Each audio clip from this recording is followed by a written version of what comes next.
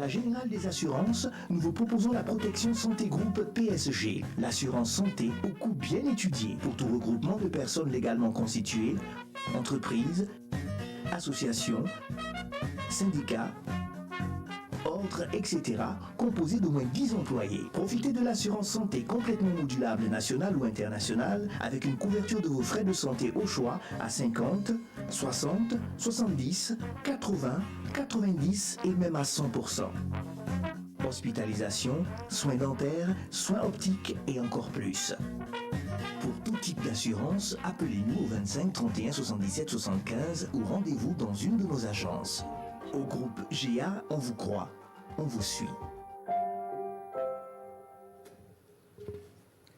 La population des adolescents et jeunes, tranche d'âge de 10 à 24 ans du Burkina Faso, représente 43,6% de la population, dont 22,67% de femmes qui représentent 52% de la population totale.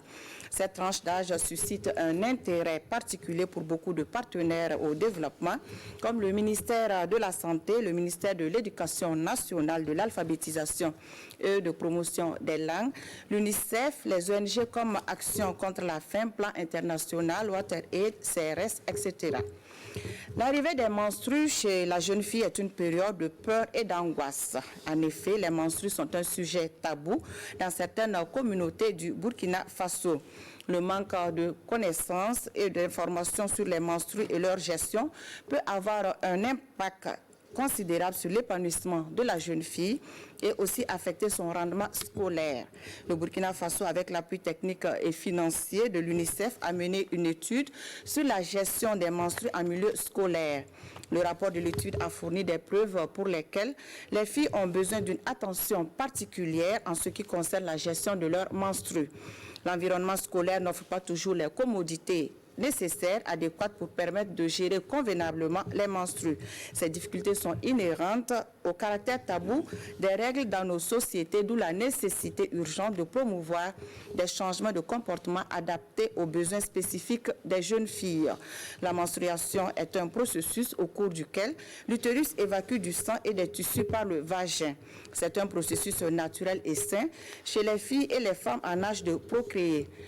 Dans les pays développés, le terme menstruation n'est plus très utilisé et l'on parle plutôt de règles. Cela dure généralement de 2 à 7 jours, mais cela varie d'une personne à une autre. La problématique de l'hygiène menstruelle est une préoccupation, comme je le disais, actuelle au point que les Nations Unies ont consacré la journée du 28 mai comme journée de l'hygiène menstruelle, d'où l'intérêt de cette émission. Et pour en parler, je reçois pour vous sur ce plateau Madame Rasmata Ouedraogo, directrice de la promotion de l'éducation inclusive, de l'éducation des filles et du genre. Monsieur Talara Dayamba, responsable plaidoyer, communication et champion genre pour Action contre la faim Burkina Faso. Et puis, Dr Clotaire Yen. Dr Yen est médecin gynécologue obstétricien. Bonsoir madame, bonsoir monsieur et bienvenue sur ce plateau. Chers téléspectateurs, merci de nous suivre, participer à votre émission en appelant au 25 40 79 03. Actualité oblige, avant de développer cette émission, nous allons découvrir la situation du Covid-19 au Burkina Faso. La tendance est à la baisse selon les premiers responsables du CORUS, le centre des opérations de réponse aux urgences sanitaires. Pour plus d'informations, je vous invite à suivre Dr Brice Bayala, des propos recueillis par Ismaël Sirima. Les derniers chiffres que nous avons, notamment les données du 26 mai, permis de noter 2 nouveaux cas de Covid au niveau du Burkina, qui sont tous donc de Ouagadougou, et ce qui porte donc le nombre de cas à 847 cas positifs au total. Pour ce qui concerne les cas de décès, nous avons au total 53 cas de décès également notifiés. Donc de manière globale, comme nous l'avons dit, la tendance de l'épidémie est en tout cas, nous sommes dans la phase vraiment de décroissance, où nous avons dépassé le pic et nous devons maintenir un certain nombre donc, de mesures pour nous permettre de contrôler la maladie et nous permettre donc de bouter la maladie hors du Burkina Faso. Le fait que cette maladie soit en train donc de diminuer en termes d'incidence doit nous interpeller afin que nous soyons toujours vigilants et que nous maintenions les mesures qui ont été édictées, et notamment les mesures individuelles de prévention qui ont été édictées, l'hygiène des mains, les mesures de distanciation donc, physique, le port obligatoire donc, des masques. Toutes ces mesures-là, si elles sont mises en œuvre, normalement nous permettront de contrôler cette maladie. Notez également que pour le retour donc, de Burkinabé qui se trouve à l'étranger, nous recommandons qu'il y ait donc le confinement parce que c'est contenu donc, dans nos protocoles pendant 14 jours, et ce qui nous permet d'éviter qu'il y ait donc un effet rebond de l'épidémie. Parce que nous avons noté que parmi ceux qui reviennent, il y a un certain nombre de cas, parfois qui sont importants. Et en les mettant donc en confinement, en les testant, cela nous permet donc d'éviter qu'il y ait d'autres cas qui soient disséminés directement dans la communauté et de pouvoir relancer l'épidémie. Et en même temps, ça nous permet de les prendre en charge de manière donc, précoce et de manière adéquate. Retour donc sur ce plateau avec nos invités pour parler du thème qui nous réunit ce soir, à savoir la santé et l'hygiène menstruelle. En quoi consiste l'hygiène menstruelle, Dr Yen? Merci de nous donner l'occasion de parler de ce thème qui est capital et important. Et avant de parler de l'hygiène menstruelle, je voudrais juste rappeler ce que c'est que le cycle menstruel. Parce que le cycle menstruel, c'est un phénomène physiologique naturel qui survient chez la jeune fille et la femme en période de procréation, généralement de 15 à 49 ans, et qui marque le début du cycle, marque le début du fonctionnement de l'axe hypothalamo-hypophysaire et de l'appareil génital féminin bas, et qui est caractérisé par le développement d'une muqueuse utérine que l'organisme apprête pour recevoir une grossesse. Et lorsque la grossesse n'a pas eu lieu, cette muqueuse va être décapée, va être éliminée et ça va couler à travers le vagin avec le sang, et c'est ça qu'on appelle les menstrues. Alors l'hygiène menstruelle, c'est l'ensemble des mesures, des pratiques que doit réaliser et procéder une femme réglée afin d'assurer une propriété du corps, une propriété de sa partie intime et éviter à ce que ça entraîne des désagréments. Donc il y a un certain nombre de conditions qu'il faut, notamment un cadre idéal avec des toilettes adaptées, de l'eau propre, du savon, et aussi il y a aussi certains matériels, notamment les serviettes hygiéniques que la femme doit disposer pour se protéger afin de recueillir les saignements qui vont venir. Ok, Monsieur Dayamba. Merci. Comme nous sommes des ONG et associations, pour nous c'est en gros l'ensemble des dispositions que les femmes ou les jeunes filles prennent pour rester en bonne santé et puis rester propre pendant la période des règles. Et donc, ça renvoie à tout ce qu'elles utilisent pendant cette période-là, comme outils, comment c'est utilisé et qu'est-ce qu'il faut faire de ce qu'on a utilisé pendant cette période-là. Et Madame Ouedraogo, à quoi renvoie l'hygiène menstruelle? Merci. Je voudrais, à la suite donc des deux, ajouter l'aspect connaissance, parce qu'il faut que la femme, l'adolescente, ait les connaissances basiques en lien avec donc le cycle menstruel pour pouvoir justement gérer de façon propre et digne, hein, et dans la sécurité et dans la sérénité ce cycle. Voilà. Docteur Yann, vous avez un peu résumé à quel moment la fille, les règles apparaissent. Est-ce que vous pouvez nous dire ce que cela annonce dans la vie de la jeune fille, les règles? Merci. Le début des menstrues chez la fille est appelé ménage. Le ménage, c'est la date d'apparition des premières règles qui se situe aux alentours de 13-14 ans. Et la ménarche, comme je l'ai dit, c'est le déclenchement du système reproducteur, de son fonctionnement. C'est un phénomène physiologique, mais c'est une preuve de fonctionnement de l'appareil reproducteur et aussi c'est un signe de féminité de la femme et aussi d'intégrité et de capacité de reproduction. Et quelle peut être la durée du cycle menstruel? Alors, le cycle menstruel varie. En moyenne, on dit que le cycle est de 28 jours. Ça, c'est la moyenne, c'est-à-dire le premier jour qu'apparaissent les saignements jusqu'aux prochaines règles. La durée moyenne est de 28 jours. Mais il y a des variations. Il y a des cycles courts qui peuvent être de 24, 26, 27 jours.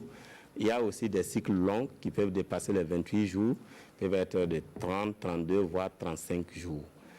Il faut dire qu'aujourd'hui, l'âge de l'apparition des règles, il y a aussi des variations. Il y a aussi certaines filles de 9 ans même qui peuvent voir les menstrues.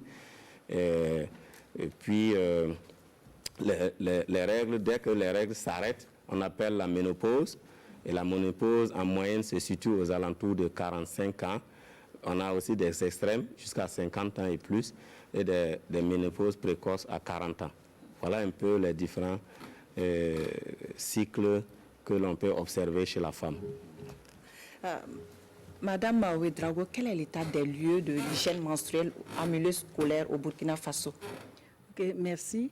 Alors, il faut dire que pour parler donc de cet état des lieux, je vais me référer à la définition que nous avons dit pour faire observer que en matière donc de gestion hygiénique des menstrues en milieu scolaire, à l'heure actuelle, il y a des défis, mais il y a aussi des acquis.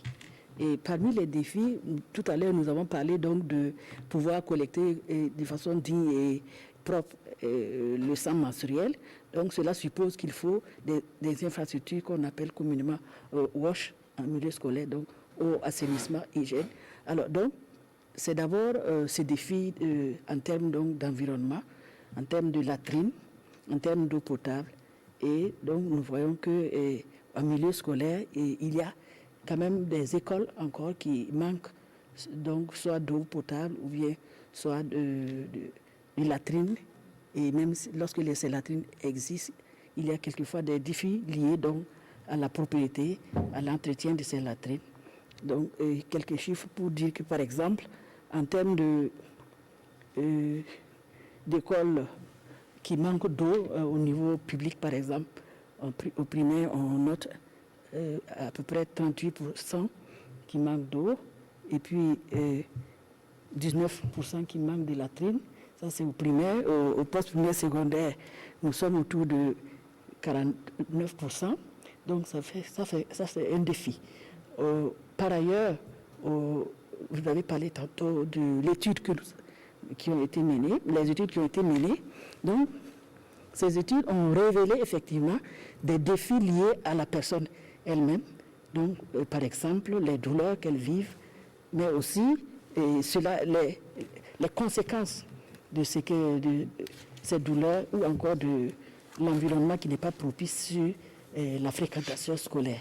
Par exemple, autour de 21% qui s'absentent pendant cette période, ou bien 83% qui n'arrivent pas à suivre correctement les leçons. Donc ça, c'est des défis. Alors, l'autre aspect, c'est que,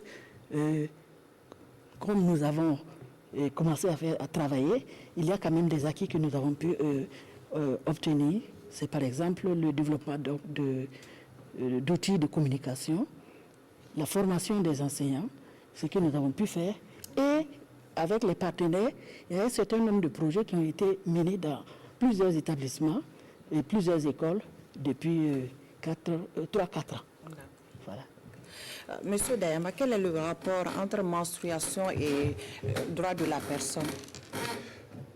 Merci pour la question si pertinente. Il faut se souvenir d'entrée de jeu qu'on peut noter plusieurs idées, parmi lesquelles la constitution du Burkina Faso, il est noté qu'à la faveur donc, de l'adoption de la loi portant nouvelle constitution le 5 novembre 2015, à la faveur donc de l'arrivée du Conseil national de transition, qu'il y a des droits sociaux culturels qui sont consacrés donc dans cette loi fondamentale du Burkina Faso.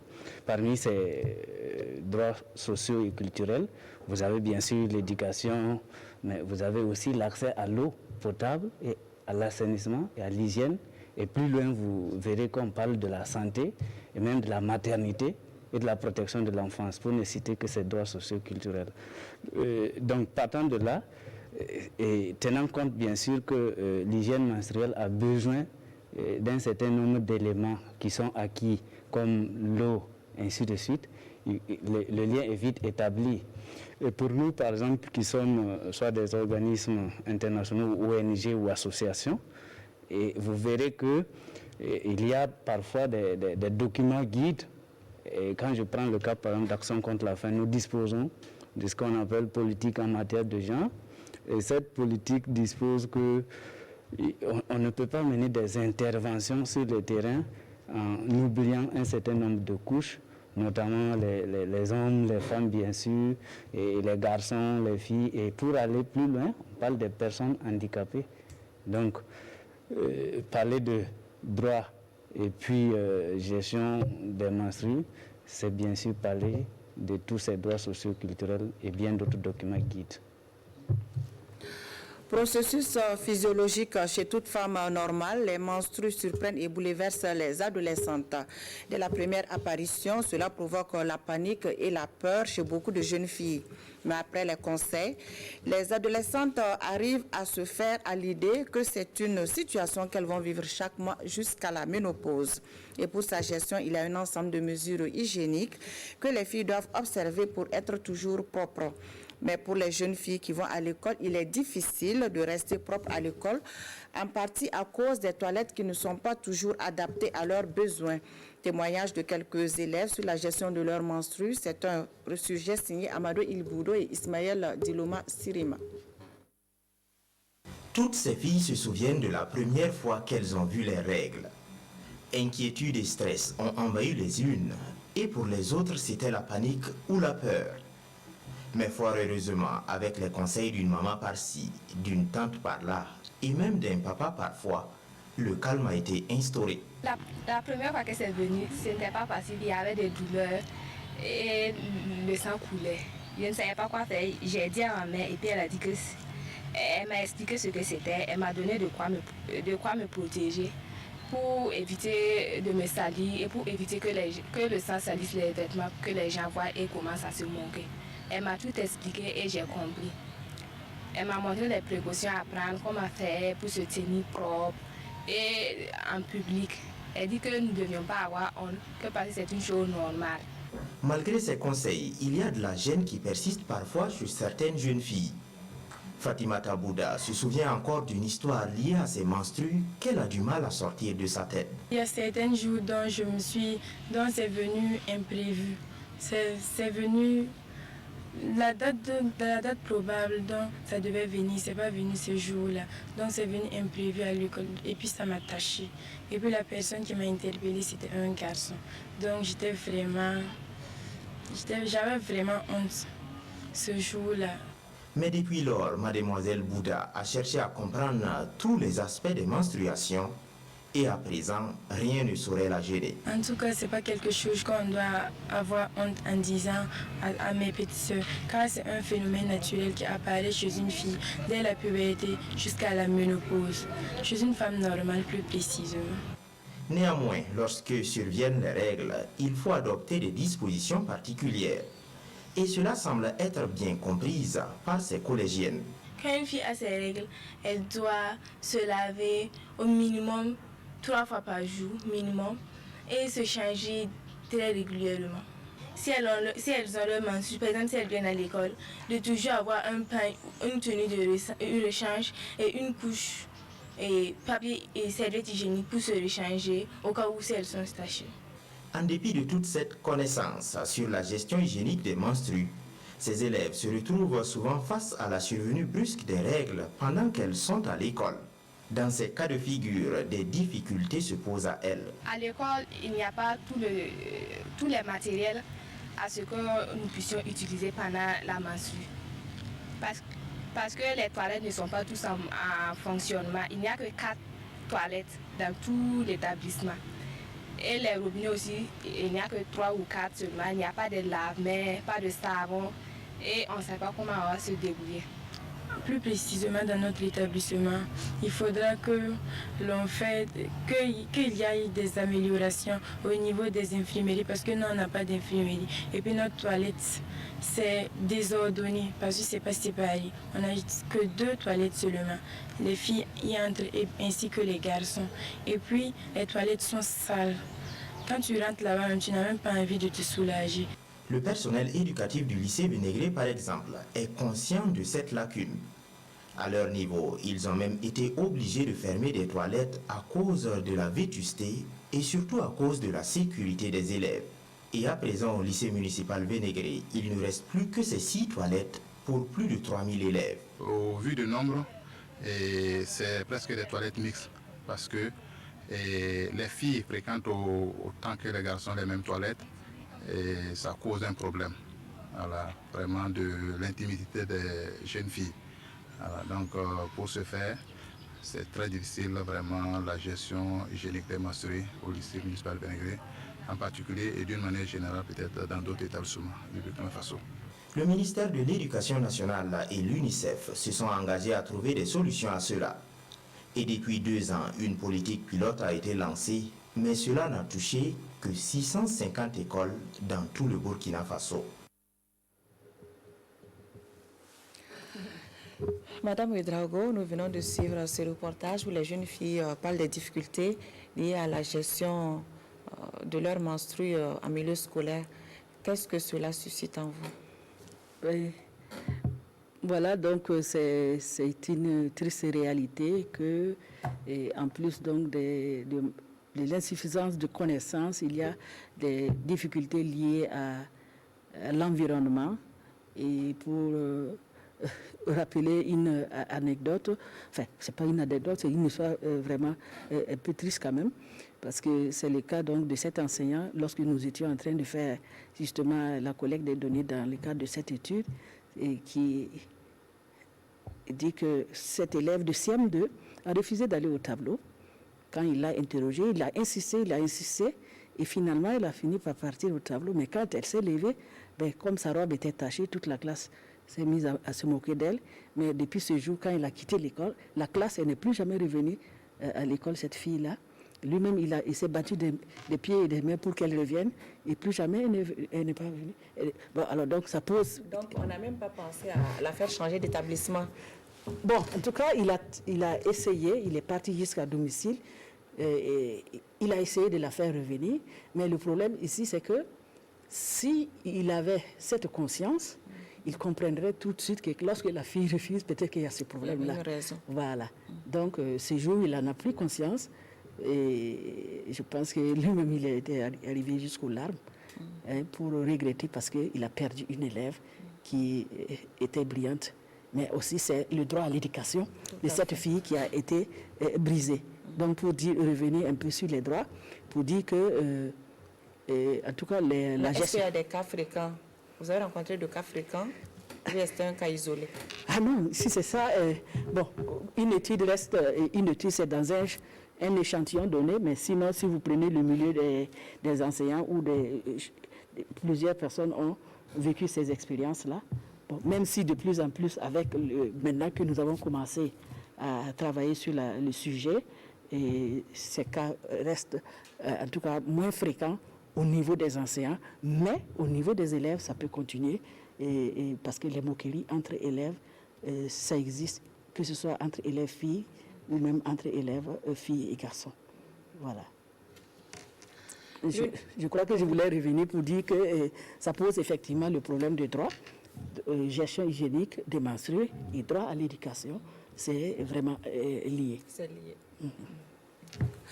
L'UNICEF est engagé pleinement dans la gestion hygiénique des menstrues GHM chez les élèves depuis 2 ans à travers un programme qui dote les écoles de toilettes adaptées.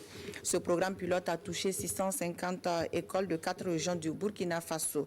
Grâce au programme GHM, l'UNICEF s'est rendu compte sur le terrain que la gestion des serviettes hygiéniques était problématique car elle n'était pas à la portée de toutes et c'est pourquoi l'UNICEF avec ses partenaires font la promotion des serviettes hygiéniques lavables et réutilisables.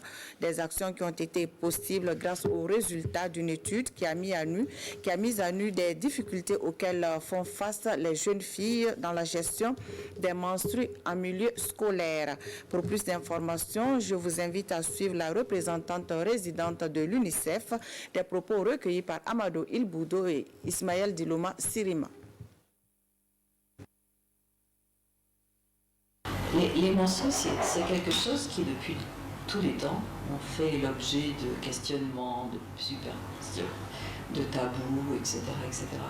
Et nous souhaitions comprendre pourquoi les filles au Burkina Faso souvent quittent l'école lorsque leurs menstrues commencent à apparaître. Donc, pour vraiment comprendre, il fallait faire cette étude. Et cette étude nous a montré que, effectivement, l'arrivée des règles chez la jeune fille est une des principales, sinon la principale cause d'arrêt de la scolarisation. Alors, soit arrêt temporaire 5 jours par mois, soit arrêt définitif.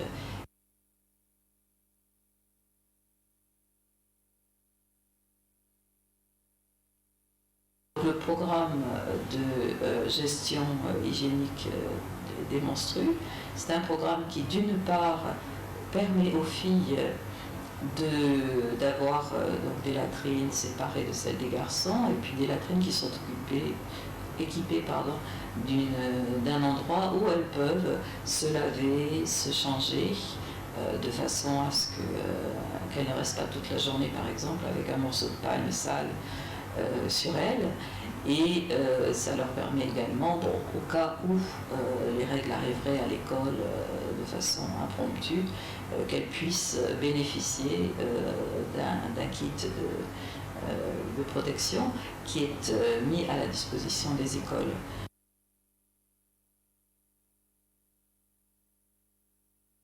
On joue ce rôle-là en formant les enseignants, en formant les parents, en informant les parents, même les leaders traditionnels, de façon à ce que tout le monde comprenne bien d'abord ce qu'est la menstruation. Et bien sûr, les garçons et les filles, ça c'est très très important. Parce que ce sont les garçons qui se moquent des filles si quelque chose arrive. Donc on a un programme de sensibilisation des garçons et des filles en leur expliquant simplement qu'est-ce que c'est. C'est le phénomène le plus naturel et le plus universel au monde. Toutes les femmes, toutes les filles ont à un moment donné leur menstrue. Donc il n'y a vraiment pas lieu d'abord de s'en inquiéter, c'est naturel. Il n'y a pas lieu non plus de se moquer ou de discriminer les filles pendant ce moment, à cette période-là, parce que ça arrive à tout le monde. Et donc c'est simplement développer la compréhension du phénomène qui est très importante, de façon à ce que ce soit accepté comme le fait de se moucher quand on est enrhumé, c'est pareil.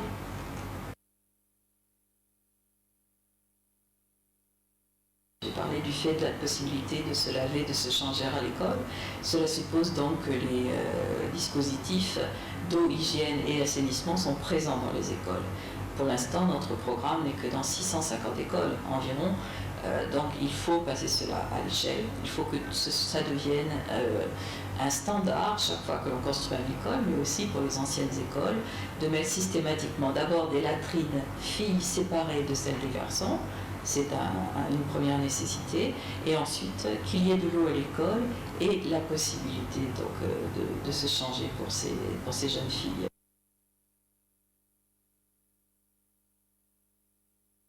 Il faut savoir que les dispositifs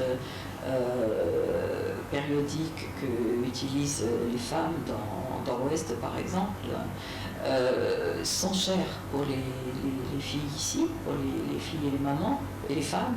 Et donc, il faut mettre à disposition des jeunes filles et des jeunes femmes et des femmes en général des dispositifs qui soient tout à fait abordables financièrement, et d'où la composante qui accompagne ce programme, qui est la fabrication locale de systèmes de protection qui sont lavables et réutilisables. Madame Ouedraogo, quels sont les défis auxquels les femmes, surtout les jeunes filles, sont confrontées en matière de santé menstruelle? Bien, merci. Alors donc, au niveau en milieu scolaire, par exemple, les défis auxquels les filles sont confrontées en matière de l'hygiène menstruelle sont d'abord liés à leur biologie elle-même. Le manque de connaissances fait que elles ne savent pas quand elles se font surprendre par les règles à l'école, et de peur de cela, elles sont toujours stressées. Et quelquefois, on voit des filles qui, à l'approche, viennent avec, enfin, en tout cas, doublent les sous-vêtements ou bien portent des vêtements sombres, tout ça, pour justement éviter de ne pas se faire surprendre par ces règles à l'école, ce qui pose justement le problème de disponibilité des matériels de gestion du cycle en cas de surprise en milieu scolaire.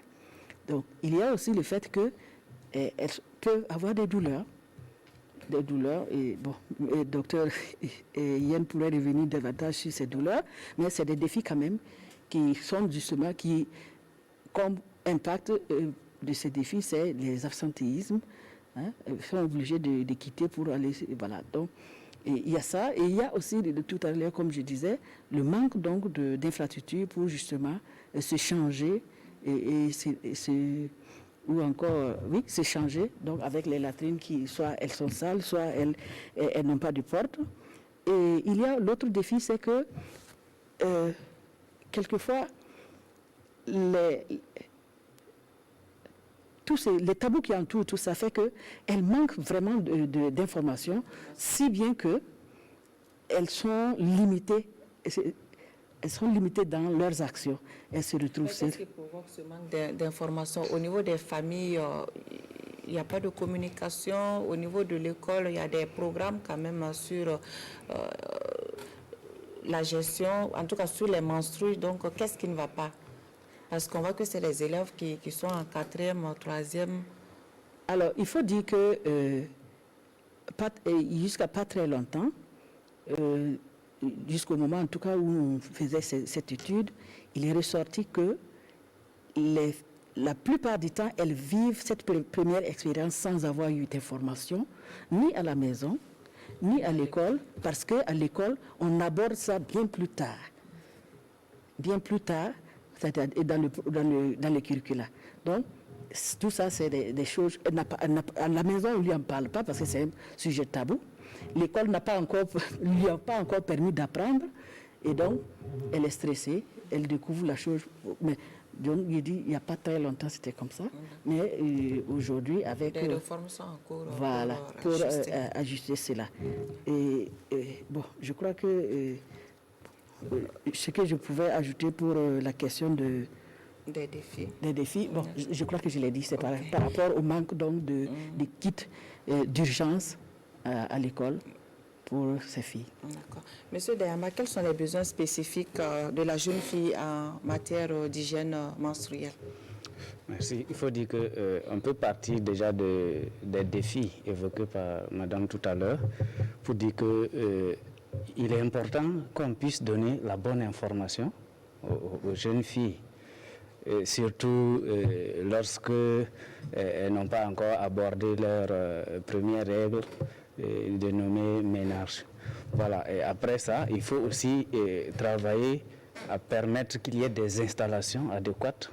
Je veux parler d'ici de douche ou latrine, et aussi des dispositifs en tout cas qui permettent qu'il y ait accès à l'eau au niveau scolaire pour leur permettre de pouvoir prendre leur disposition lorsque la situation surviendrait. À cela, bien sûr, il faut ajouter les autres, je ne vais pas dire accessoires, je vais parler du savon et bien sûr des kits de réchange et les kits hygiéniques évoqués tout à l'heure par la représentante de l'UNICEF. Les besoins sont énormes, certainement, mais il faut travailler à y répondre. Et quelles sont les actions qui sont menées pour promouvoir ces besoins, Madame Ouedraogo, puisque donc, ces besoins sont connus? Voilà, ces besoins sont connus et donc c'est d'abord les actions de sensibilisation parce qu'elles sont souvent effectivement victimes donc, de moqueries, donc les sensibilisations pour donner l'information non seulement aux filles mais aussi aux garçons. Mais les actions de formation, comme cela a été dit tantôt, nous avons donc des outils de communication, de formation, les guides des activités et aussi des actions d'appui en matériel de gestion donc du cycle menstruel. Et bon, en tout cas, voilà autant d'actions qui sont menées. Et même si à l'heure actuelle, il faut travailler à pouvoir faire le passage à l'échelle. Voilà. Docteur Yann, que se passe-t-il en cas de mauvaise gestion des règles? Quelles peuvent être les conséquences de l'insuffisance d'hygiène menstruelle sur la vie de la jeune fille, sur la santé de la jeune fille? La mauvaise gestion de l'hygiène menstruelle, c'est ce qu'on appelle communément la précarité menstruelle. Nous allons revenir sur ça. Mais quelles peuvent être les conséquences? Il faut dire que lorsque les conditions d'hygiène, de propriété et de matériel adéquat ne sont pas réunies, alors l'hygiène n'ayant pas été faite dans les conditions optimales, la jeune fille court un risque, surtout c'est le risque d'infection. Et cette infection peut aller de grade minime à sévère. D'abord, soit une infection localisée vaginale qui peut donner des pertes, des démangeaisons et autres. Cette infection peut se poursuivre et toucher les trompes et peut entraîner des salpingites et puis entraîner des conséquences de trompes bouchées et d'infertilité. Mais aussi l'infection peut aussi aller encore plus haut et entraîner une infection au niveau de la cavité abdominale, entraîner des péritonites, des pelvipéritonites, et ça peut entraîner des dégâts au niveau des organes. Donc la plus grosse conséquence qu'elle court dans une mauvaise pratique de l'hygiène, c'est les infections. Et quels sont les symptômes et les troubles associés aux règles? Toujours, docteur Yen. Effectivement, les troubles que l'on constate lors de l'apparition des règles, et il y a le syndrome prémenstruel, qui est un prodrome, c'est l'ensemble des signes qui annoncent l'arrivée des règles. Nous allons revenir sur ça. Mais dès que les règles apparaissent, c'est-à-dire les saignements sont là, et ces signes peuvent s'aggraver. Généralement, c'est quoi? On l'a vu lors du micro-trottoir réalisé avec les filles, le plus gros des signes, c'est les douleurs. Et ces douleurs sont liées à des crampes, type de crampes de l'utérus, qui entraîne une douleur intense au niveau du bas-ventre ou localisée à un côté.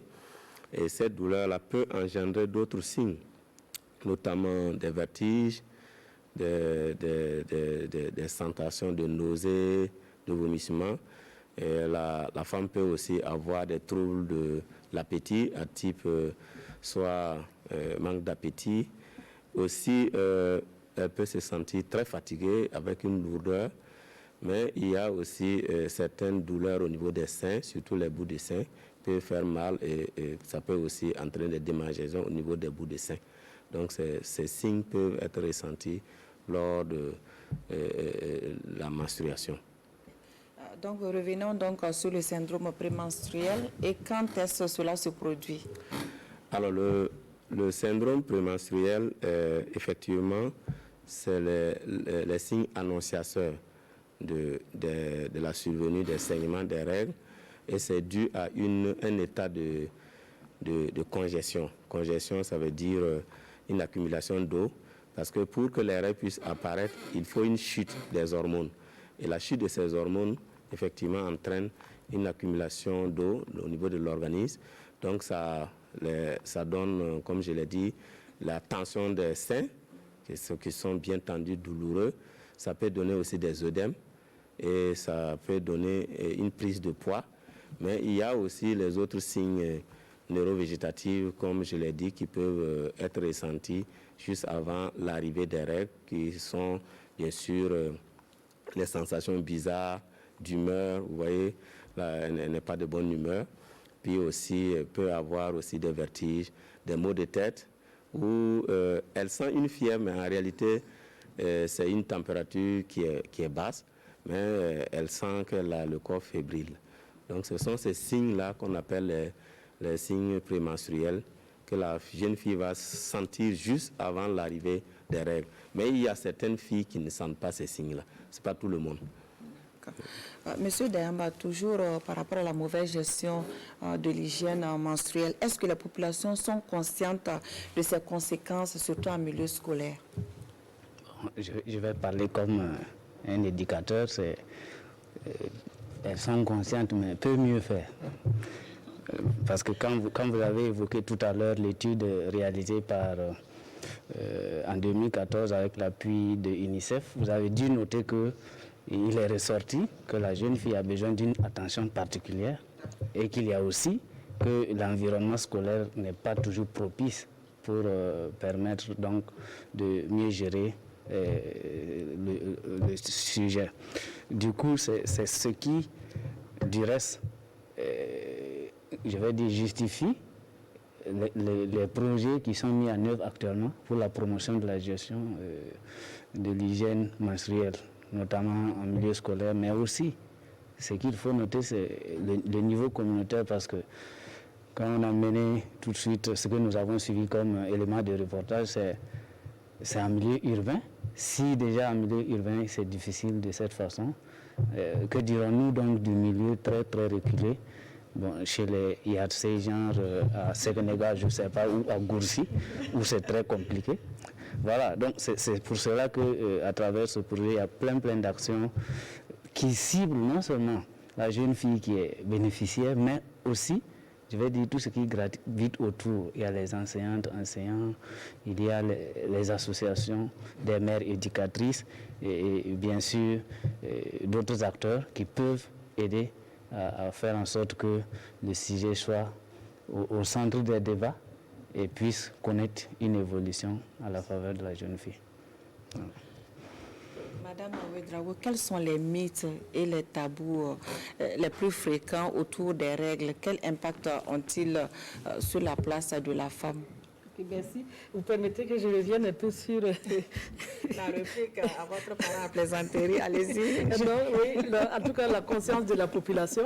Alors, il faut dire que, par exemple, au niveau du MENA, nous avons, avec l'appui de l'UNICEF, au cours de 2019, réalisé justement un ensemble d'activités de promotion de l'hygiène menstruelle dans 65 écoles de la TAPOA, et nous avons pu amener ces populations donc de la phase. Donc c'est pas un problème, non, ça, on ne doit pas en parler.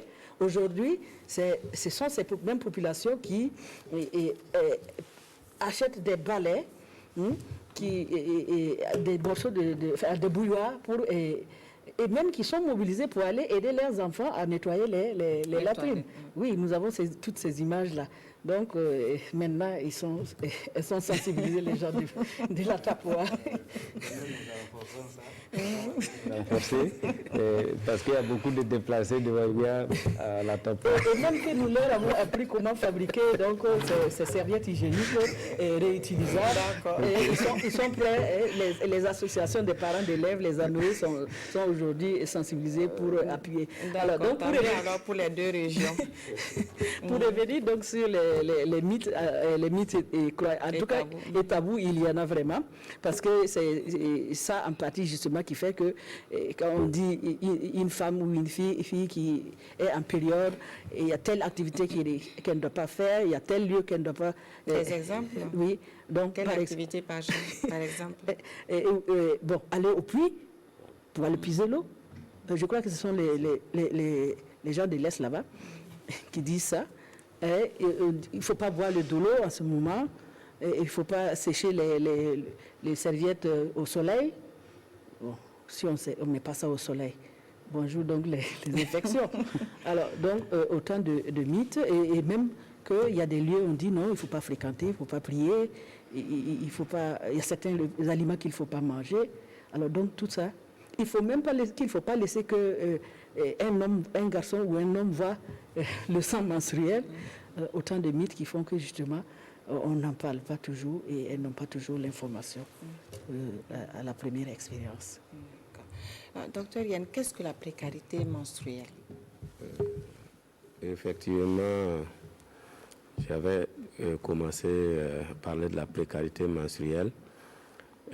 En fait, la précarité menstruelle, c'est le manque ou la difficulté d'accès aux conditions pour la réalisation d'une hygiène menstruelle adéquate. Par exemple, si il y a des difficultés à avoir des serviettes hygiéniques, il y a une précarité menstruelle. S'il n'y a pas de toilettes adaptées avec de l'eau et du savon dans les écoles, il y a la précarité menstruelle. Nous parlons des écoles, mais vous savez qu'actuellement nous vivons la crise humanitaire et comme l'a dit M.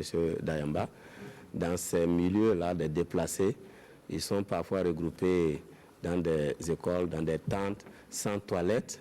Imaginez que ce milieu, c'est vraiment il y a une précarité menstruelle et de l'hygiène menstruelle, aussi bien dans certaines prisons ou dans des lieux de regroupement. Alors l'OMS estime environ 500 millions de filles et femmes qui sont dans ces conditions de précarité menstruelle. Et si je vous donne un exemple sur le coût de la gestion de l'hygiène menstruelle par utilisation des serviettes hygiéniques que l'on vend communément dans nos officines, ça coûte en moyenne 2500 à 2600 francs. Donc, prenez ça pour le mois, pour un mois, donc en un an, c'est aux alentours de 31 000. Il n'est pas donné à tout le monde d'avoir ça. Vous avez parlé des serviettes réutilisables. C'est vraiment quelque chose à promouvoir et surtout à réduire les coûts de ces serviettes pour effectivement permettre à ce que ça soit accessible financièrement. Il y a d'autres méthodes, notamment les cups menstruels, qui peuvent aussi être utilisés plusieurs fois. C'est du matériel fait en silicone qui est vraiment adapté. Aujourd'hui, il est bien adapté et les femmes peuvent l'utiliser plusieurs fois pendant des années. Donc, je pense que la précarité menstruelle, il faut... Parenthèse, il se pose également la qualité des serviettes hygiéniques. Voilà. Effectivement, il faudra qu'on aborde cet aspect. Et surtout son impact sur la santé. Voilà. Alors, il faut savoir que ce n'est pas toutes les serviettes qui sont de qualité. Il y a certaines serviettes qui sont faites avec des composés synthétiques, d'autres sont faits avec des produits mentholés, chimiques, qui peuvent avoir des effets d'irritation au niveau des parties intimes. Alors, il est recommandé d'avoir des serviettes faites en coton bio. Nous en produisons beaucoup au Burkina, on a beaucoup de tissus qu'on peut utiliser. Et ces serviettes sont vraiment plus adaptées à la gestion de l'hygiène menstruelle. À présent, les questions des téléspectateurs, c'est avec Viviane Tiendrebego.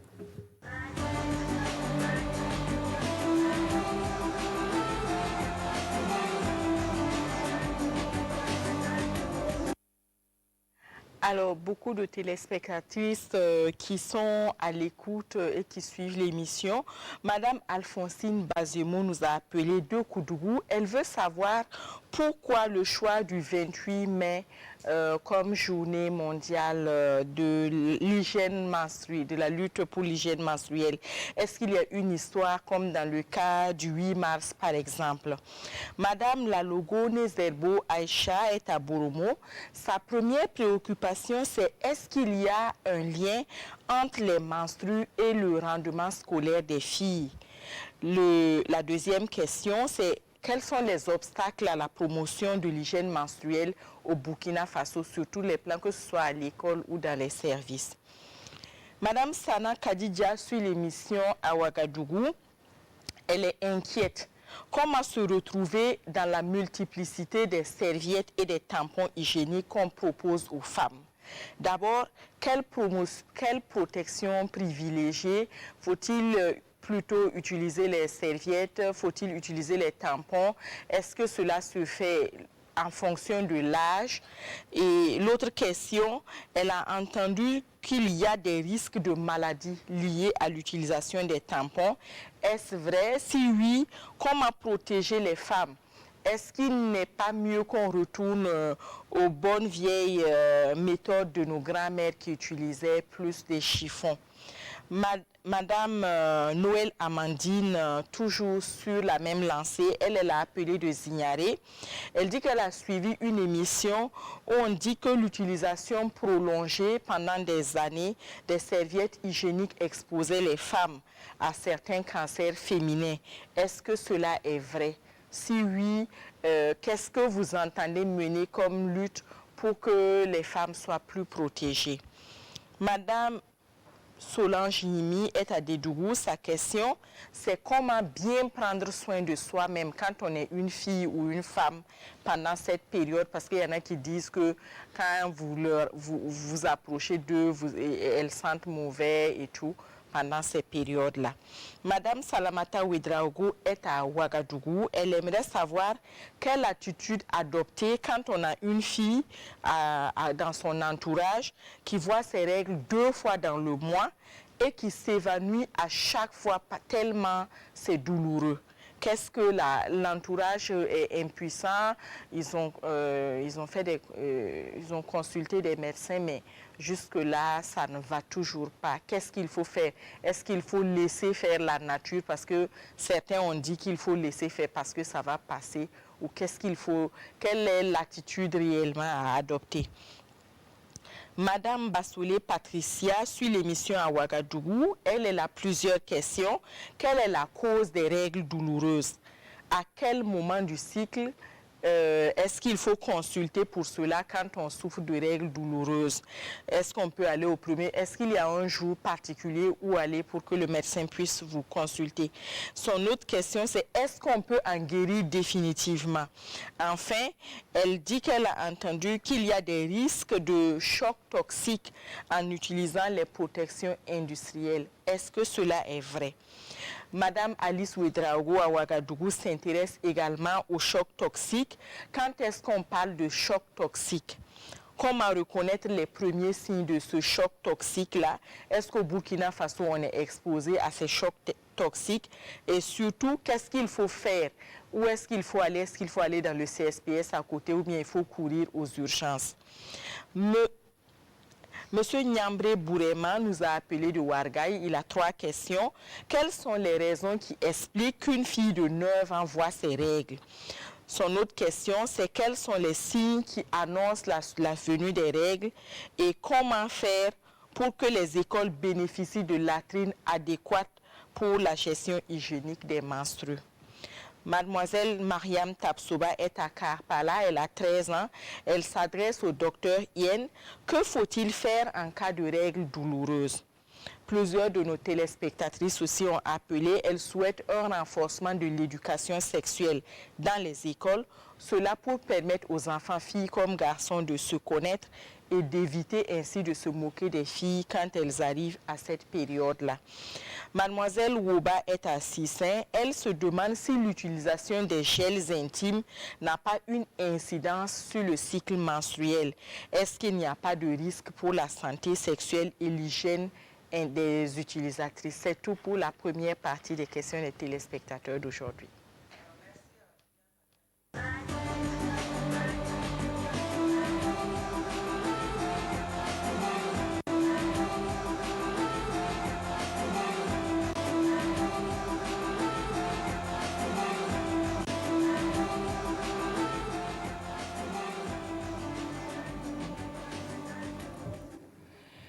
Madame Ouedraogo, le choix du 28 mai par les Nations Unies, est-ce que cela est lié à une histoire comme dans le cas du 8 mars ou alors le choix a été fait de façon fortuite?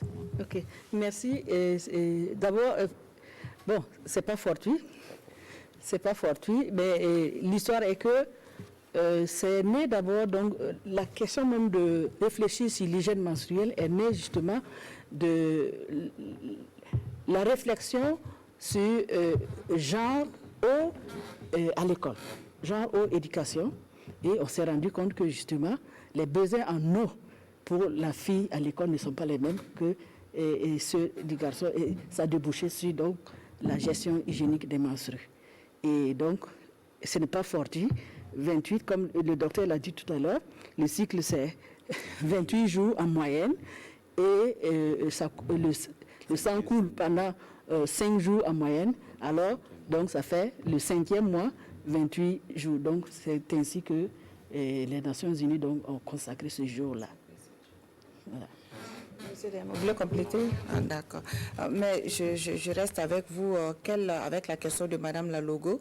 Donc, est-ce qu'il y a un lien entre les menstrues et le rendement scolaire des filles? C'est vrai qu'on en avait parlé, à un lien.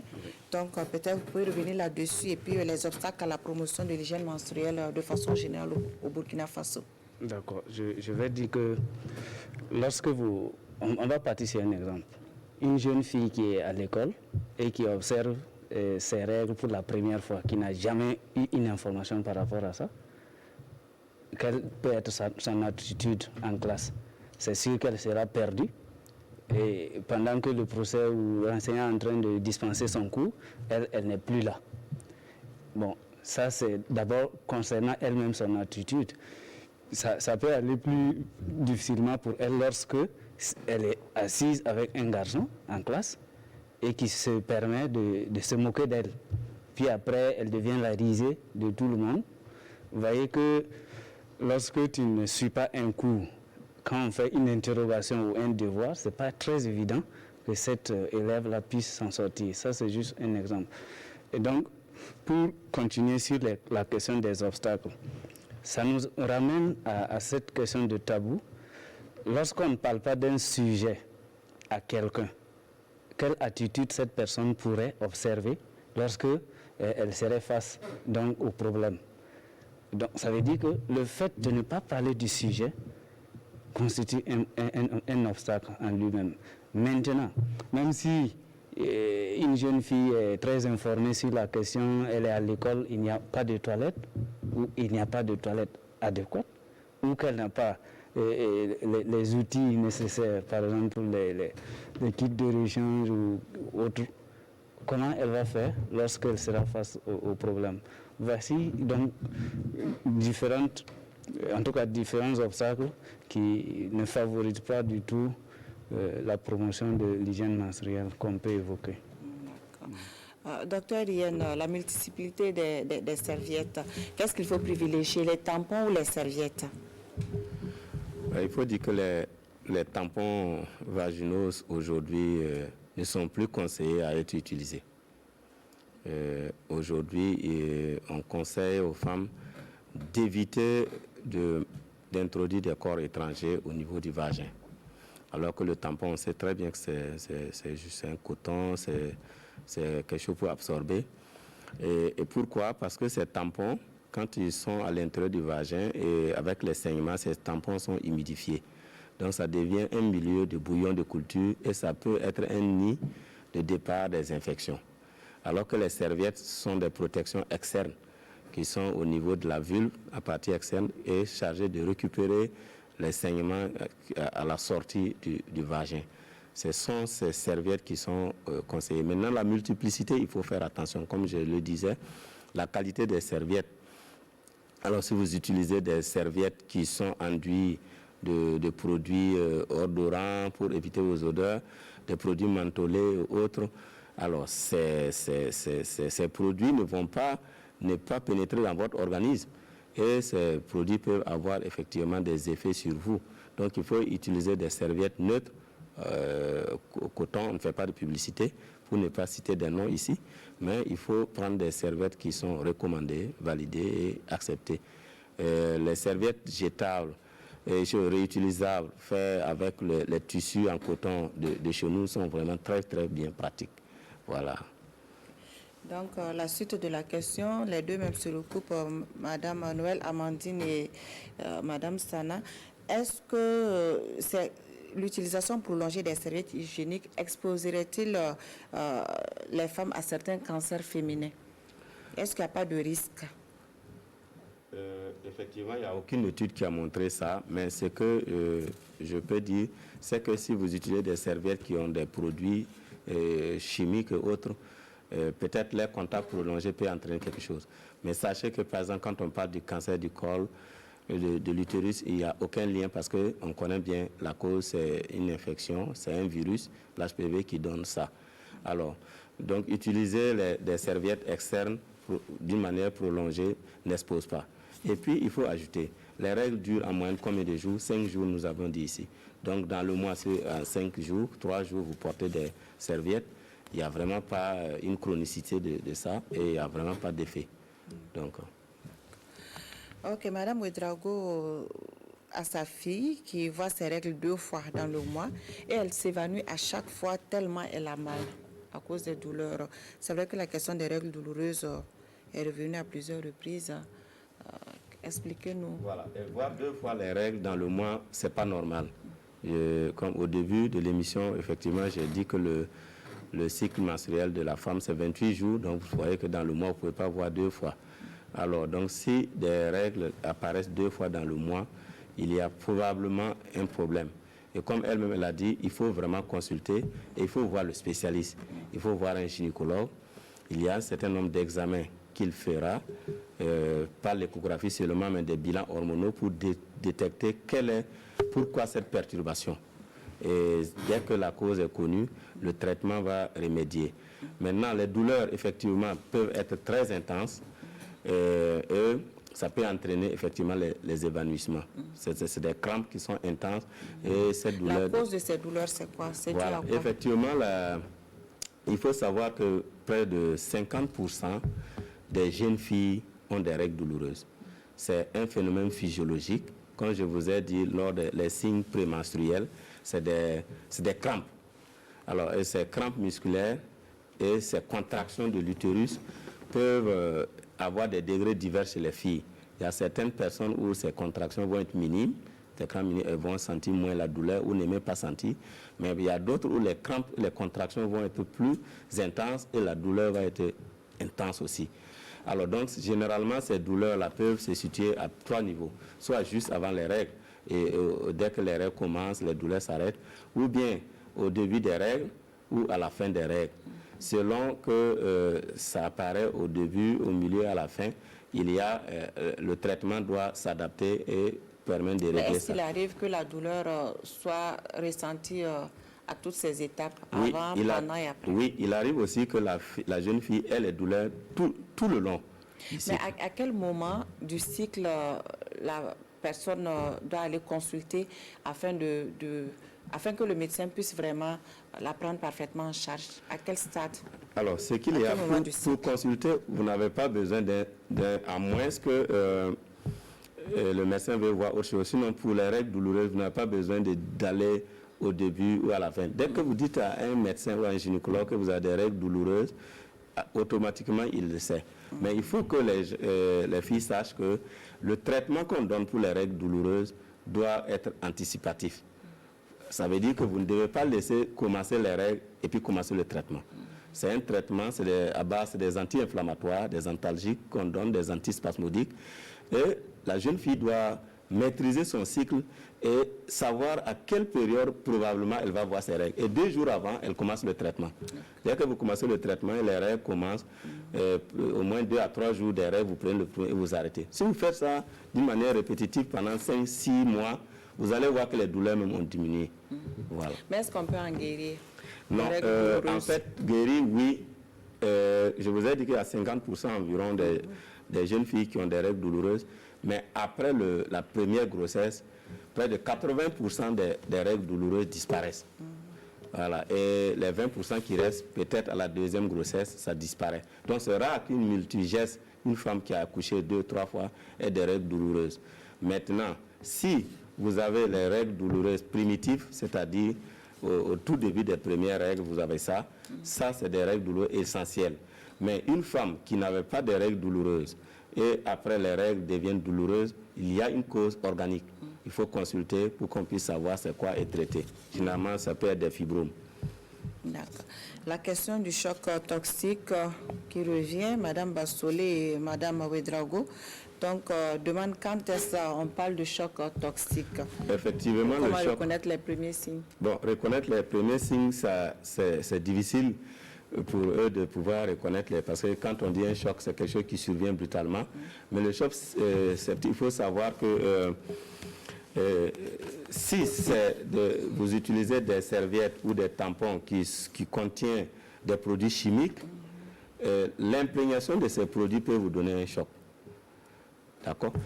Et l'autre chose, si vous avez une infection, l'infection sévère aussi peut donner un choc septique. Mais je pense que la question, c'est beaucoup plus un choc lié à l'utilisation des produits toxiques et industriels caustiques. Parce qu'effectivement, il y a certains éléments caustiques qui peuvent entraîner des chocs. D'accord. Et en ce moment, qu'est-ce qu'il faut faire? Aller à l'hôpital? Alors, quelqu'un qui a un choc septique dans un état presque inconscient, immobile, il faut vraiment l'amener vite à l'hôpital. On va le prendre en charge. Et si l'on arrive à connaître l'étiologie, il faut vraiment éviter ces produits caustiques-là, puisque c'est eux qui entraînent ce choc-là. D'accord.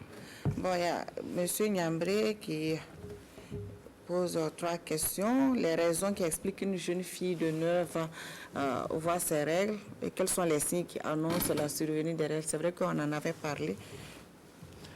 Effectivement, il y a aujourd'hui, vous voyez qu'on utilise beaucoup de produits chimiques. Et parfois, notamment, je vous donne par exemple les pommades que les femmes utilisent pour le corps, d'autres produits cosmétiques qui sont utilisés. Parfois, ces produits sont faits à base d'hormones. En fait, les éléments constitutifs, il y a des éléments qui sont ressemblants à des hormones. Et ces produits, quand ils sont dans le corps, s'ils ne se fait pas des hormones, ils vont avoir une action. Alors que vous savez que le début des règles, je vous ai dit que c'est un truc physiologique, un déclenchement du système nerveux qui déclenche la maturité et qui déclenche la sécrétion des hormones et qui entraîne les règles.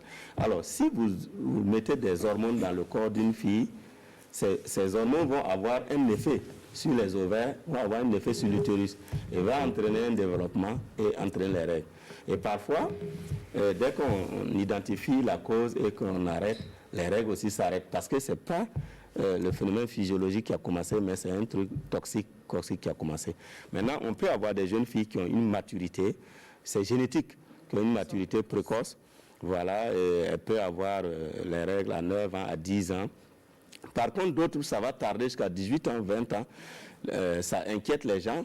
Effectivement, les règles tardives aussi, je pense à partir de 16-18 ans, si une fille n'a pas vu ses premières règles, il faut consulter pour qu'on vérifie, parce que c'est des maturations tardives qui arrivent chez ces femmes-là, et parfois il y a une cause, peut-être une tumeur ou autre chose qu'il faut détecter et puis traiter.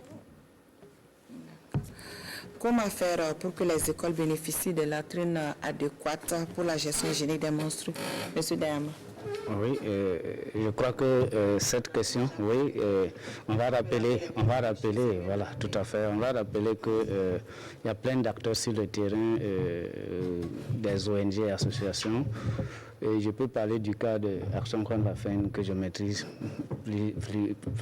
parfaitement, parce que dans le cadre donc, de l'appui que nous bénéficions de... L'association des parents d'élèves aussi peut tout à fait. C'est dit que contribuer. Oui, maintenant on déclenche le plus souvent avec quand même un appui d'un partenaire. Nous avons, dans le cadre du projet qui est en cours d'implémentation à la TAPFA, identifié un certain nombre d'écoles, 50 écoles, où les questions d'éducation, d'information, de formation des acteurs de l'éducation, avec bien sûr aussi l'implication des différents leaders, nous allons réaliser des infrastructures qui vont permettre donc aux jeunes filles en milieu scolaire de pouvoir bénéficier des différentes infrastructures, des latrines adéquates. Mais bien sûr que ce n'est pas évident que ça puisse couvrir l'ensemble de toutes les écoles, c'est là aussi, mais toute chose a un début comme on le dit.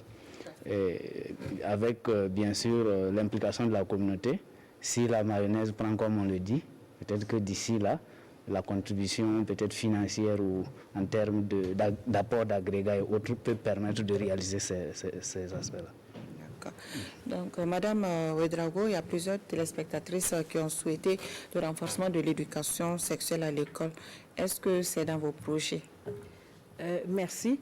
Oui, effectivement. Dans les défis qui ont été révélés, les besoins et les solutions. Donc, parmi les solutions, c'est justement la prise en charge didactique ou pédagogique à travers les curricula donc, de ces questions-là. Donc, aujourd'hui, la santé sexuelle et reproductive donc, est inscrite dans les curricula. Nous sommes au niveau du ministère dans un processus de relecture des curricula depuis, et donc c'est modulé depuis la classe de CE, et ces questions vont être introduites progressivement pour que, à terme, la fille ne va pas être surprise. En tout cas, elle aura eu l'information essentielle avant donc la survenue de ces premières règles. Je voudrais revenir un peu sur la question des latrines et puis un peu sur voilà. Donc c'est la question des latrines. Alors au-delà de l'adéquation, il va falloir plutôt que toute la communauté s'implique dans la maintenance, dans l'entretien. Les filles, elles se plaignent, c'est sale, mais il faut bien que ce soit entretenu. Et donc, la communauté, comme vous le disiez tout à l'heure, les APE, les parents d'élèves, doivent s'impliquer en attendant que ce que les partenaires font comme latrine avec latrine GHM, en attendant que ça puisse passer à l'échelle et que ça rentre dans les normes du MENA-PLN, il faut que nous apprenons à entretenir ce que nous avons. Nous avons vu les images de ce lycée-là. Ça ne va pas, c'est sale, il n'y a pas de porte. Il faut bien que quelqu'un entretienne ça. Donc, il faut que nous nous impliquons tous. Mais, ok. Allez-y. Bien, voilà. Donc, pour la question donc, le lien entre les menstrues et le rendement scolaire, il faut dire que, je pense, ce qu'il a dit est juste, c'est beaucoup plus le manque de concentration lié au fait qu'elle n'a pas tout le confort nécessaire. Sinon, ce n'est pas parce qu'elle a vu ses règles qu'elle devient inintelligente. Voilà, il faut qu'on enlève ça voilà, donc elles sont toujours intelligentes, mais c'est parce qu'il y a manque de concentration dû au fait qu'elle a des stress liés. Voilà. Ok, docteur Yann, vous avez été interpellé par mademoiselle Mariam Tapsoba, mais vous avez déjà répondu à la question. Que faut-il faire en cas de règles douloureuses? C'est aller vers un spécialiste, un gynécologue. Oui. Donc, et puis, est-ce que l'utilisation des gels intimes n'a pas d'incidence sur le cycle menstruel? Est-ce qu'il n'y a pas de risque pour la santé sexuelle? Bon, les gels intimes, je pense qu'on parle bien du même gel. Peut-être que c'est le même gel, c'est des lubrifiants qu'on peut utiliser lors des rapports sexuels, surtout chez certaines femmes, soit avancées en âge ou bien devant certaines pathologies, à la sécheresse vaginale. Et elles ont besoin de mettre certains gels vaginaux pour les rapports sexuels. Alors ces gels-là, si c'est des gels pharmaceutiques payés des officines recommandées, il n'y a pas de problème. Voilà, ils n'ont pas d'effet. Okay. C'est parce qu'il n'y a pas d'hormones dedans, il n'y a pas, en tout cas, quelque chose pour jouer sur le cycle. Voilà. À présent, le deuxième lot de questions des téléspectateurs, c'est toujours avec Viviane Tiendrebeau.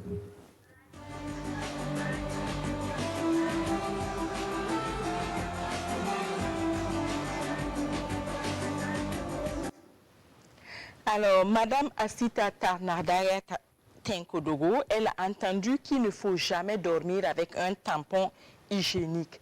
Est-ce que cela est vrai? Si oui, pourquoi? Et d'une manière générale, si vous devez donner un conseil aux filles et aux femmes pendant ces périodes-là, ça serait quoi? Et son autre question, c'est où acheter les serviettes en coton bio dont vous avez parlé pendant l'émission. Est-ce que ces serviettes-là sont disponibles partout au Burkina Faso?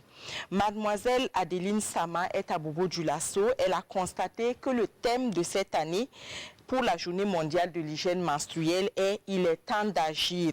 La question qu'elle vous pose, c'est concrètement, quelles sont les actions que vous entendez mener pour les filles et les femmes au Burkina Faso à partir de cette journée-là. Madame Koné aimerait savoir quelle est la durée normale des règles. 3 jours, 5 jours, est-ce qu'il y a une norme ou un jour? Et mademoiselle Annick Tapsoba est à Tampuy. Elle se demande si c'est normal d'avoir des douleurs au sein et des boutons avant les menstrues. Madame Sawadgo, qui est à Ouagadougou, elle dit qu'elle a un cycle de 45 jours et quand ça vient, c'est juste 3 jours ou 2 jours. Est-ce que c'est normal? Est-ce qu'elle doit s'inquiéter? Monsieur Seydou Ouba nous a appelé d'Abidjan.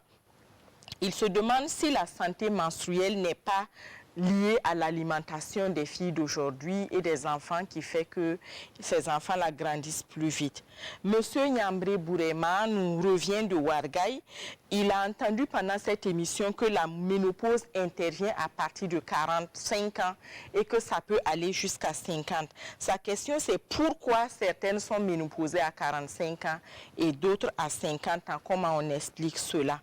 Monsieur Ousmane Ouedraogo nous suit depuis 5 ans. Il dit qu'en milieu traditionnel, on a l'habitude de dire que lorsqu'une femme voit ses règles en pleine lune, elle ne peut pas tomber enceinte. Est-ce que cela est vérifié? Monsieur Pascal Sourabier dit qu'il se demande si dans les années 50, les filles avaient leurs règles, étaient précoces comme maintenant. Et qu'est-ce qui fait que cela arrive de nos jours? Madame Mariam Traoré nous a appelé depuis Bobo-Dioulasso.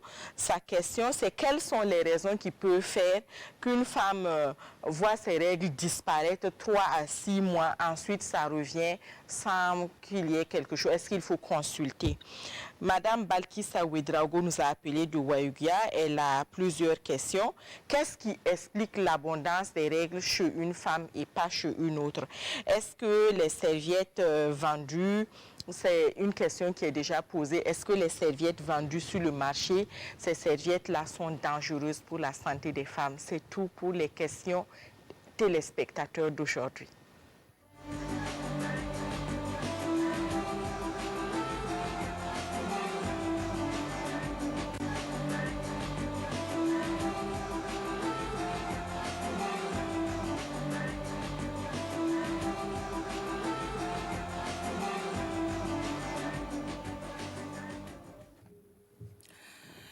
Il ne faut jamais dormir avec un tampon hygiénique. Est-ce vrai? D'une manière générale, quel conseil vous pouvez donner aux filles et aux femmes? Ce serait acheter des serviettes en coton bio comme vous l'avez dit, où trouver ces serviettes?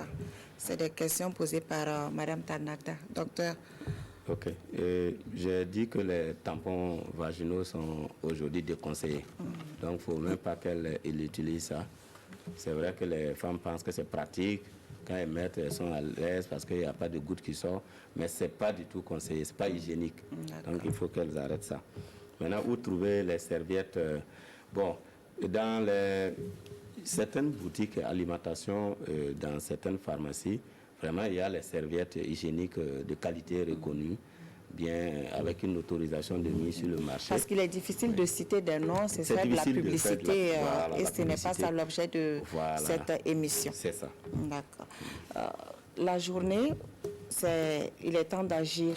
Est-ce qu'à partir de cette célébration, qu'est-ce que vous entendez mener comme action sur le terrain, Madame Dayam? Madame Bravo, excusez-moi. Mais voilà, donc c'est l'ensemble des actions que nous menons déjà. C'est la sensibilisation. Cette émission est une action. Par exemple, cette année, avec la pandémie donc, de du Covid-19, là, donc, nous avons focalisé nos actions sur les réseaux sociaux, les émissions. Nous avons fait ça et il est temps d'agir. Chacun doit, justement, nous avons dit qu'il y a des tabous qui sont préjudiciables. Donc, chacun doit en parler. Au quelque niveau que nous sommes, voilà des actions que chacun peut mener et bon, nous devons continuer sur les actions. Nous avons, bon, je vais profiter de dire ce que nous avons prévu au cours de cette journée. Donc, nous avons prévu de distribuer des serviettes hygiéniques pour les élèves, les filles qui sont parmi les populations déplacées internes. Nous avons fait le lancement donc, du symbole, le symbole donc, du bracelet. Hein, c'est le symbole, donc, au même titre que nous avons le symbole, le ruban rouge ou bien le ruban rose. Donc, alors, voilà le symbole pour dire que voilà, je m'engage pour justement que la préoccupation... Et nous sommes tous engagés sur ce plateau. Voilà, nous sommes tous engagés sur ce plateau, hommes comme femmes. Voilà, c'est le symbole de l'hygiène menstruelle institué, ce n'est pas Burkina seulement, c'est mondial. Mondial. Voilà, donc... D'accord, des règles de durée 3 jours, 5 jours, qu'est-ce qui est normal? Docteur Yen. Oui, effectivement, la durée des règles, on a dit qu'en moyenne, c'est 4-5 jours. Mais ça peut aller de 3 jours à 7 jours. Alors donc, quand les règles dépassent 7 jours, là, ce n'est pas du tout bien. La durée prolongée, il faut aller consulter. Quand les règles aussi sont moins de 2 jours, ce n'est pas bien. Il faut aller consulter. Est-ce que c'est normal d'avoir des douleurs au sein? Vous avez effectivement parlé de ça, et des boutons avant les menstrues. Oui, les boutons au visage, les boutons d'acné, effectivement, font partie des signes prémenstruels. La jeune fille peut avoir ça au visage juste avant l'apparition des règles. D'accord. Des règles d'une durée de 3 jours et puis un cycle de 45 jours, est-ce qu'il y a lieu de s'inquiéter? Bon, Docteur Yen. Et je n'ai pas vraiment les informations sur cette patiente. Peut-être que déjà, elle est âgée, elle est vers les 40 ans, 42 ans. Il y a un certain niveau d'âge, les règles deviennent un peu espacées, c'est la périménopause, et on peut effectivement constater ça. Maintenant, si la femme n'est pas sous un traitement, s'il n'y a pas de prise de médicaments, et que son cycle était normal de 28-30 jours et ça passe à 45 jours, là, il y a un problème. Il faut consulter pour qu'on vérifie ça. D'accord. La question de M. Oba depuis Abidjan, est-ce que la santé menstruelle n'est-elle pas conditionnée avec l'alimentation? Docteur Yen. C'est possible, parce que, comme je vous disais, aujourd'hui, les produits manufacturés qu'on utilise, on ne sait pas quels sont les différents composés qui sont dedans. Et il peut y avoir, en tout cas, des éléments qui ont des effets hormonaux. Alors donc, peut-être qu'aujourd'hui, le fait que les filles ont une maturité précoce et qu'on a des règles à 10 ans, à 9 ans, ça peut se justifier. Donc je crois que l'alimentation peut avoir un effet. Mais il y a aussi ce qu'on respire. Il y a l'environnement, ce qu'on respire, tout ce qu'on utilise avec le corps et tout. Tout ça peut avoir des effets effectivement sur le cycle menstruel quand il y a des éléments hormonaux dans les compositions. Ok, vous venez de répondre également à une question de M. Soulabier. Mais il demande également, est-ce que dans les années 50, les filles avaient des règles précoces? Est-ce qu'il y avait cette précocité?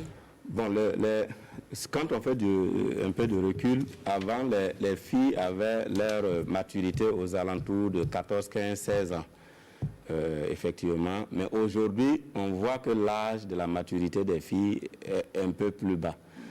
Aujourd'hui, on a des filles même qui tombent enceintes à 10 ans. On a même eu des grossesses à 9 ans. Donc, c'est pour dire que l'évolution du monde fait qu'il y a un peu de changements au niveau de notre physiologie et puis un peu du fonctionnement de nos organes. Monsieur Dayamba, d'après qu'en milieu traditionnel, on dit que lorsqu'une femme voit ses règles pendant la pleine lune, elle ne peut pas tomber enceinte. Est-ce que cela est vérifié? Bon, je ne sais pas si je vais répondre à cette question. Peut-être qu'il faut creuser davantage.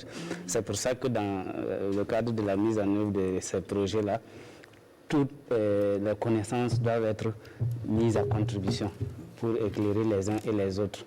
Et dans la communauté, certainement que les leaders pourront donner des explications. Alors, on va confronter avec les connaissances scientifiques modernes pour voir c'est quoi qu'on prend, ou bien il faut compléter l'un à l'autre pour avancer. Donc, pour le moment, il n'y a pas d'études qui montrent qu'il y a un impact de la lune sur la... Docteur Yen, la ménopause à partir de 45 ans, 40 ans, 50 ans, qu'est-ce qui fait que ça varie d'une femme à une autre?